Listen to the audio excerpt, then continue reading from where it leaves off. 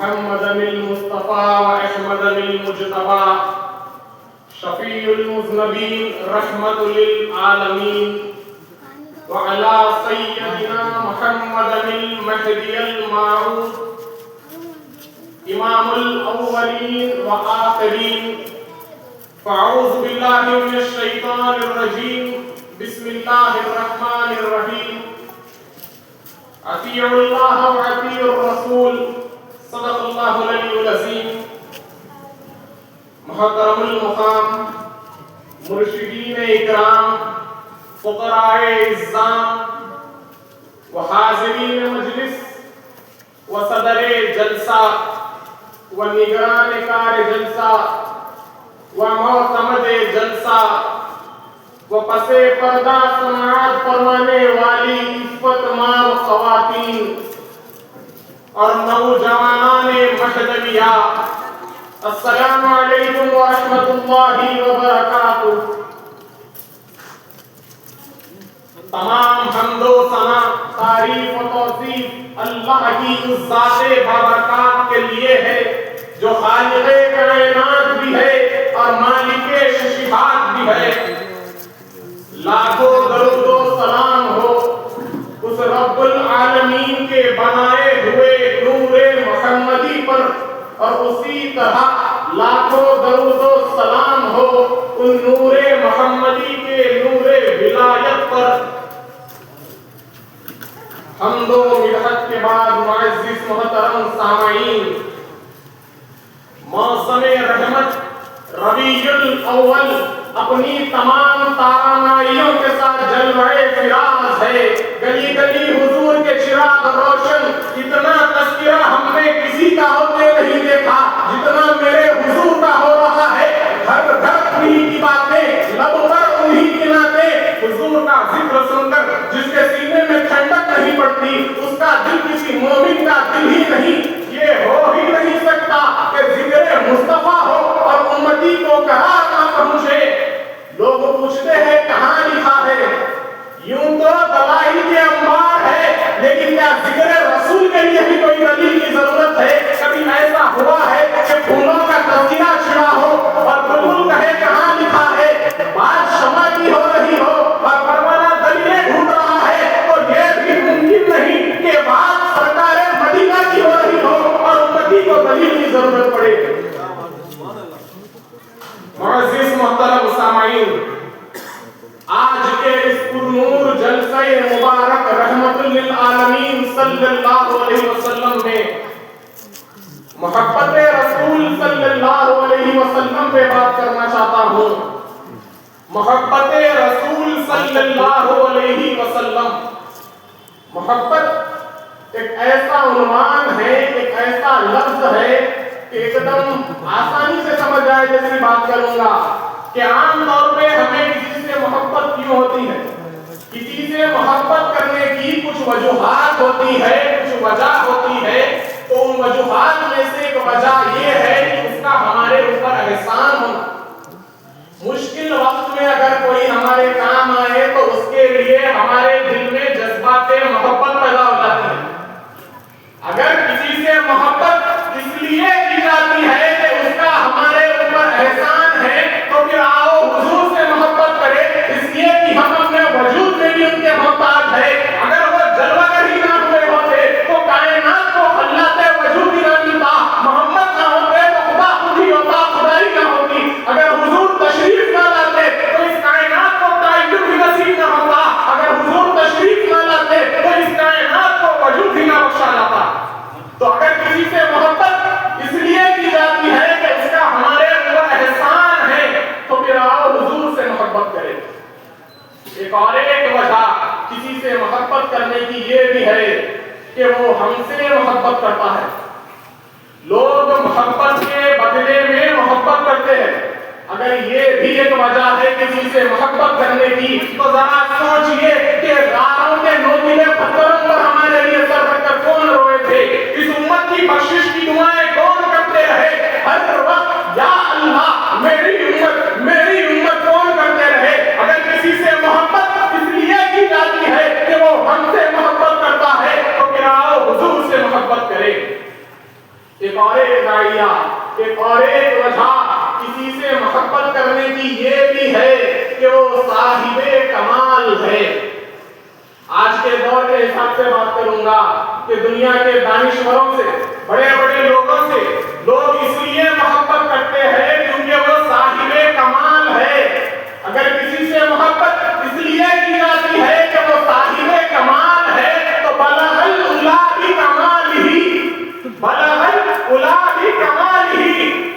کوئی لاکھوں میں ایسا صاحب کمال جس نے انگلی کا اشارہ کیا اور درخت قدموں میں آ کر سجدہ کیا، کوئی لاکھوں میں ایسا صاحب کمال جس نے اشارہ کیا اور چاند ٹکڑے ہو کر قدموں میں آ گیا، کوئی لاکھوں میں ایسا صاحب کمال جس نے ہاتھ کا اشارہ کیا اور سورج پلٹ کے اثر کے وقت پر آیا ہو، کوئی لاکھوں میں ایسا صاحب کمال جس نے اشارہ کیا اور کھجوریں پکی ہوئی قدموں میں آ گئی۔ تو اگر کسی سے محبت اس لیے کی جاتی ہے کہ وہ صاحب کمال ہے تو پھر آؤ حضور سے محبت کریں۔ ایک اور ایک داعیہ، ایک اور ایک وجہ کسی سے محبت کرنے کی یہ بھی ہے کہ کل بعد میں کام آئے گا۔ لوگ تعلق رکھتے ہیں ایسے لوگوں کے ساتھ، سیاسی لوگوں سے، افسروں سے، ان کو تحفے وغیرہ دیتے ہیں کہ کل بعد میں ہمارے کام آئیں گے۔ تو اگر کسی سے محبت اس لیے کی جاتی ہے کہ کل بعد میں کام آئے گا تو مجھے پتا ہو کہ حشر سے بڑھ کر بھی کچھ ہے، کہ حشر سے بڑھ کر بھی کچھ ہے جہاں کوئی کسی کو پوچھ نہیں رہا ہوگا۔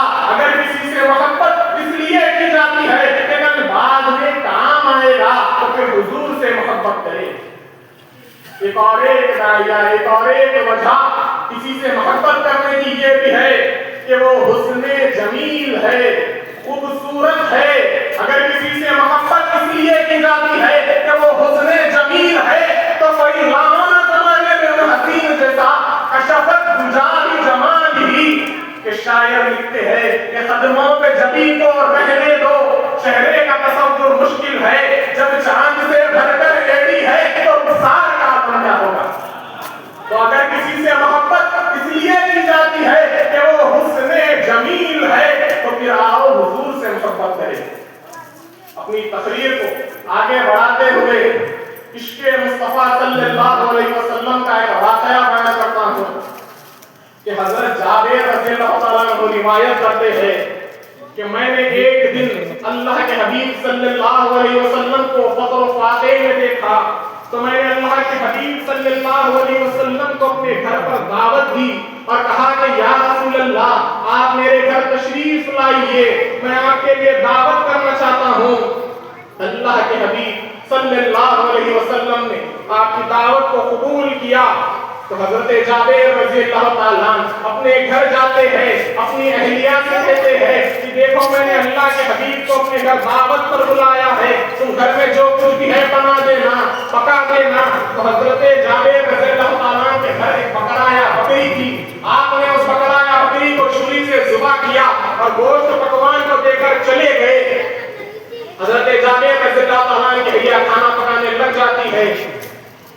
حضرت جابر رضی اللہ تعالیٰ کے دو چھوٹے بچے تھے، انہوں نے اپنے والد کو دیکھا تھا کہ وہ کیسے بکرایا بکری کو ذبح کیے تھے۔ بڑا بھائی چھوٹے بھائی سے کہتا ہے کہ تو یہاں پر لیٹ جا، میں تجھے ذبح کرتا ہوں۔ چھوٹا بھائی لیٹ جاتا ہے، بڑا بھائی چھری چلا دیتا ہے اور وہ ختم ہو جاتا ہے۔ ماں یہاں پر روٹیاں ڈال رہی تھی، وہ کیسی ماں تھی، وہ کیسے عاشق رسول تھے۔ جب بڑا بھائی اپنی والدہ کو اپنے طرف آتے ہوئے دیکھتا ہے تو ڈر کے مارے چھت پر چلا جاتا ہے اور چھت پر سے کود کر وہ بھی ختم ہو جاتا ہے۔ حضرت جابر کے دونوں بچے ختم ہو گئے۔ جب حضرت جابر کی اہلیہ اپنے دونوں بچوں کو دیکھتی ہے تو اسی حالت میں اندر مٹا دیتی ہے اور اپنے حبیب کی دعوت کے انتظام میں لگ جاتی ہے۔ وہ کیسی ماں تھی، وہ کیسے عاشق رسول تھے، اپنے دونوں چھوٹے معصوم بچے ختم ہو گئے لیکن حبیب کی محبت اتنی تھی کہ دعوت کے انتظام میں لگ گئی۔ حضرت جابر رضی اللہ تعالیٰ جب آپ رسول اللہ صلی اللہ علیہ وسلم کے ساتھ گھر آتے ہیں تو یا رسول اللہ صلی اللہ علیہ وسلم کہتے ہیں کہ اے جابر تمہارے جو چھوٹے بچے ہیں نا ان کو بلاؤ، میں ان کے ساتھ کھانا کھاؤں گا۔ حضرت جابر رضی اللہ تعالیٰ اندر جاتے ہیں، اپنی اہلیہ سے کہتے ہیں کہ بتاؤ بچے کہاں ہیں۔ رسول اللہ صلی اللہ علیہ وسلم نے پوچھ رہے ہیں تو حضرت جابر اہلیہ کہتی ہے کہ بچے کہیں باہر کھیلنے گئے ہوں گے، اب آپ اللہ کے حبیب کو کہیے کہ وہ کھانا شروع کر دے۔ حضرت جابر رضی اللہ تعالیٰ کو نہیں پتا کہ کیا معاملہ ہوا، وہ آپ رسول اللہ صلی اللہ علیہ وسلم کے پاس آتے ہیں، کہتے ہیں یا رسول اللہ آپ کھانا شروع کر دیجئے، بچے کہیں باہر کھیلنے گئے ہوں گے۔ تو اللہ کے حبیب فرماتے ہیں کہ اے جابر کہیں مجھے اللہ کا حکم ہوا ہے کہ میں تمہارے بچوں کے ساتھ کھانا کھاؤں۔ تو حضرت جابر رضی اللہ تعالیٰ پھر اندر جاتے ہیں، اپنی اہلیہ سے کہتے ہیں کہ بتاؤ بچے کہاں ہیں؟ اللہ کے حبیب ہاتھ روک کر بیٹھے ہیں، کھانا نہیں کھا رہے ہیں۔ تو آپ کی اہلیہ سارا معاملہ کر دیتی ہے۔ تو حضرت جابر رضی اللہ تعالیٰ باہر آتے ہیں اور کہتے ہیں یا رسول اللہ آپ کھانا شروع کر دیجئے، اب بچے نہیں آئیں گے۔ تو رسول اللہ صلی اللہ علیہ وسلم پوچھتے ہیں کہ بتاؤ جابر کیا معاملہ ہوا ہے؟ تو حضرت جابر سارا معاملہ حل کر دیتے ہیں۔ تو اللہ کے حبیب صلی اللہ علیہ وسلم ان دونوں کو صحابت میں باہر لاؤ کہتے ہیں۔ دونوں بچوں کو باہر لایا جاتا ہے تو اللہ کے حبیب صلی اللہ علیہ وسلم کا ہاتھ دیکھیے، وہ ہاتھ کیسا ہاتھ تھا۔ آپ ان دونوں بچوں کے ہاتھوں کو پکڑتے ہیں اور کہتے ہیں اٹھو، اللہ کے حکم سے اٹھو۔ دونوں بچے اٹھ جاتے ہیں اور اللہ کے حبیب صلی اللہ علیہ وسلم ان دونوں بچوں کے ساتھ کھانا کھاتے ہیں۔ تو بات یہ بتانی ہے کہ عشق رسول دیکھیے، محبت رسول دیکھیے، صحابہ کا عشق مصطفیٰ دیکھیے کہ اپنی جان، اپنا مال، اپنا اولاد کی حضور پر قربان کر دیتے تھے۔ اپنی تقریر کو آگے بڑھاتے ہوئے ایک اور عاشق رسول، ایک اور عشق مصطفیٰ صلی اللہ علیہ وسلم کا واقعہ بیان کرتے چلوں کہ ایک وقت کی بات ہے، ایک بادشاہ تھا مسلمہ نے نبی پاک صلی اللہ علیہ وسلم کو خط لکھا کہ آپ میرے ساتھ یہ معاہدہ کر لیں کہ جب تک آپ حیات ذات ہیں آپ نبی، اس کے بعد میں نبی، نعوذ باللہ، یا یہ معاہدہ کر لیں کہ آدھے عرب آپ نبی، آدھے عرب کا میں نبی۔ رسول اللہ صلی اللہ علیہ وسلم نے خط میں لکھا کہ میں تو اللہ کا نبی ہوں لیکن تو کذاب ہے، تو جھوٹا ہے۔ اب خط میں لکھ دیا کذاب، حالات بڑے خطرناک ہے، خط لے کر جانا ہے۔ تو ایک صحابی جو جسمانی طور پر بڑے کمزور تھے وہ اٹھ کھڑے ہوئے اور کہتے ہیں یا رسول اللہ کسی اور کو نہ دیجیے گا، میں لے کر جاؤں گا۔ تو رسول اللہ صلی اللہ علیہ وسلم ان کو خط دیتے ہیں اور کہتے ہیں کہ ذرا ڈٹ سے جانا۔ صحابی نے فرمایا حضور آپ فکر ہی نہ کرے۔ صحابہ کہتے ہیں وہ یوں نکلے کہ جیسا کوئی دلیر آدمی نکلا ہو، ان کے انداز ہی بدل گئے۔ انداز تو بدلے گا ہی نا، کہ رسول اللہ نے جو بھیجا ہے۔ آپ مسلمان کے دربار میں جاتے ہیں اور زمین میں نیزہ مارتے ہیں۔ مسلمان نے پوچھا کہ کون ہو؟ کہا کہ ہمارے تو چہرے بتاتے ہیں وہ رسول کے غلام ہیں۔ فرمایا کہ یہ تیرے خط کا جواب لایا ہوں۔ تو بادشاہوں کا طریقہ یہ تھا کہ وہ خط خود نہیں پڑھتے تھے، بازو ایک سپاہی رہتا تھا خط پڑھنے کے لیے، تو اس نے خط پڑھا، خط میں لکھا ہوا تھا کہ تو کذاب ہے۔ اب دربار میں سب نے سن لیا کہ کذاب ہے، تو مسلمان غصے میں آ گیا، جلال برسانے لگا، اپنی تلوار لے کر کھڑا ہوا اور صحابی سے کہتا ہے کہ بتا تیرا کیا خیال ہے؟ صحابی فرمانے لگے کہ خیال کی کوئی بات ہی نہیں، جسے رسول کذاب کہے وہ ہوتا ہی کذاب ہے، جسے رسول جھوٹا کہے وہ ہوتا ہی جھوٹا ہے۔ تو مسلمان غصے میں آ گیا اور اس نے تلوار چلائی اور صحابی کا ہاتھ کٹ کر گر گیا۔ ذرا سوچئے کہ کٹ لگ جائے تو بڑا درد ہوتا ہے اور یہاں تو ہاتھ کٹ کر گر گیا۔ مسلمان پھر پوچھتا ہے کہ بتا اب کیا خیال ہے؟ صحابی فرماتے ہیں تو بڑا بے وقوف ہے، ہمیں آزماتا ہے، ہمیں تو بدر سے لے کر احد تک آزما گیا، ہمیں خیال پوچھتا ہے، خیال وہی ہے جو میرے رسول اللہ نے فرما دیا۔ پھر تلوار ماری، دوسرا ہاتھ کٹ کر گر گیا۔ ذرا سوچئے ہڈی نہیں ٹوٹی، دونوں ہاتھ کٹ کر گر گئے، لیکن عشق مصطفیٰ دیکھیے۔ مسلمان پھر کہتا ہے کہ باز آ جا، میں تجھے قتل کر دوں گا۔ صحابی فرماتے ہیں تو بڑا نادان ہے، ہمیں ڈراتا ہے، ہم تو فجر کی نماز پڑھ کر دعا ہی شہادت کی مانتے ہیں، تو ہمیں ڈراتا ہے، چل جو دل میں آتا ہے کر۔ تو مسلمان نے گردن پر تلوار رکھی اور کہا کہ کاٹ دوں گا۔ صحابی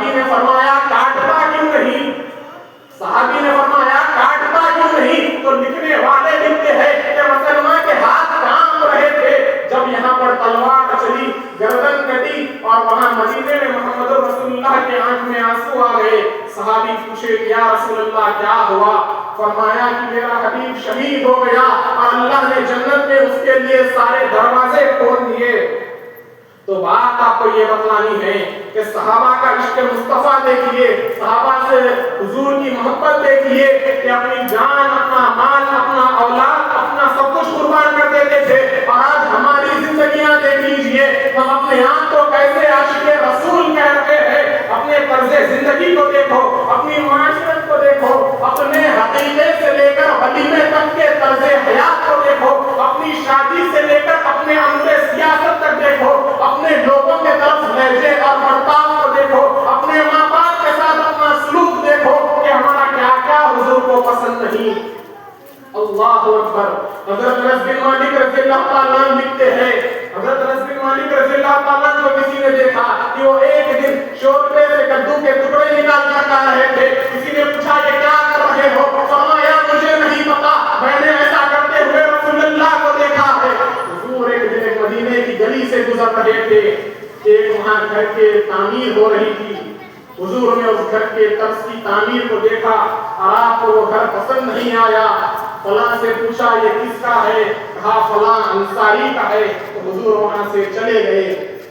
کسی نے اس انصاری سے کہا کہ حضور کا یہاں سے گزر ہوا تھا, تیرے مکان کو دیکھا تھا, پر چہرے کے تاثرات یہ بتا رہے تھے کہ حضور کو تیرا مکان پسند نہیں آیا. تو انہوں نے کہا ٹھیک ہے, اور مکان کو زمین برابر کر دیا, یعنی گرا دیا, یعنی توڑ دیا. کچھ دن بعد حضور کا پھر گزر ہوا. حضور نے دیکھا کہ مکان کی جگہ مٹی کا ڈھیر پڑا ہوا ہے.